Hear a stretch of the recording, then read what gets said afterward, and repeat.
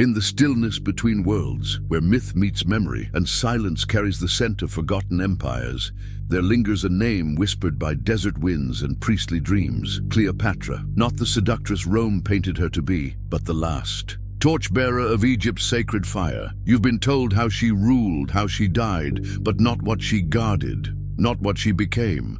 This is not just a story of royalty, it is the unraveling of a spiritual transmission, a key buried beneath centuries of conquest, beneath the Nile's soft murmur, beneath the veil. To understand Cleopatra, we must go beyond marble busts and battlefield betrayals. We must enter the temples, Philae, Dendera, Edfu, where light spoke through stone and rituals aligned man with cosmos. Cleopatra was not merely a queen, she was initiated into the ancient mysteries, the same rites once walked by Imhotep, by Isis, by those who remembered the stars as their home. She was fluent in 9 languages, but more importantly, she was fluent in symbol. She knew that hieroglyphs were not letters, but living portals, that the gods were not myth, but archetypes encoded in the human soul.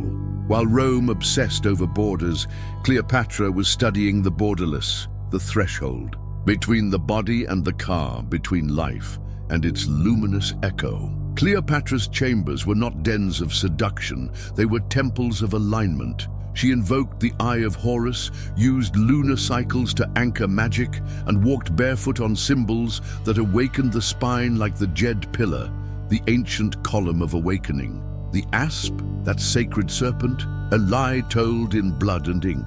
The true meaning is older than Rome's ink could understand. In every ancient tradition, Egyptian, Vedic, Gnostic, the serpent is the guardian of higher wisdom.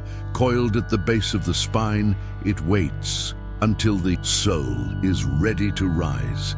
Her death was not an end, but a great rite of transformation.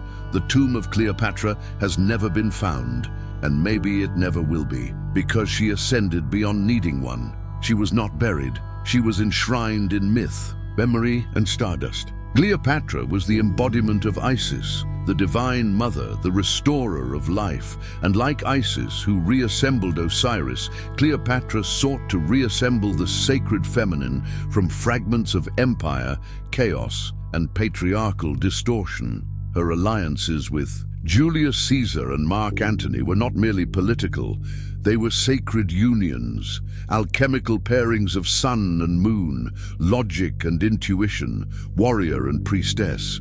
In ancient Egypt, rulers were not crowned, they were anointed, not with gold, but with spirit. Cleopatra's authority came not just from bloodline, but from initiation. Why does this matter now? Because her legacy is not past. It is coded within us, in a world obsessed with power over. Cleopatra whispers the art of power within. She reminds the modern soul that sovereignty begins with self-remembrance. That femininity is not weakness, but wild precision. That you don't need a crown to walk like royalty, you only need to remember your essence. Want to honor her legacy? Begin small. Light a candle during the moon's waning. Speak your truth aloud under the stars. Walk each step as if your ancestors paved it in gold. Invoke the sacred names, Isis, Ma'at, Hathor, not to worship, but to activate what they reflect. In you, and if you are a man hearing this, know that the feminine force lives in you too. To honor Cleopatra is to rebalance the inner temple. Cleopatra was never truly defeated, because energy never dies. It only shifts. She lives now in archetype, in echo, in every woman reclaiming her voice, in every seeker walking the invisible path.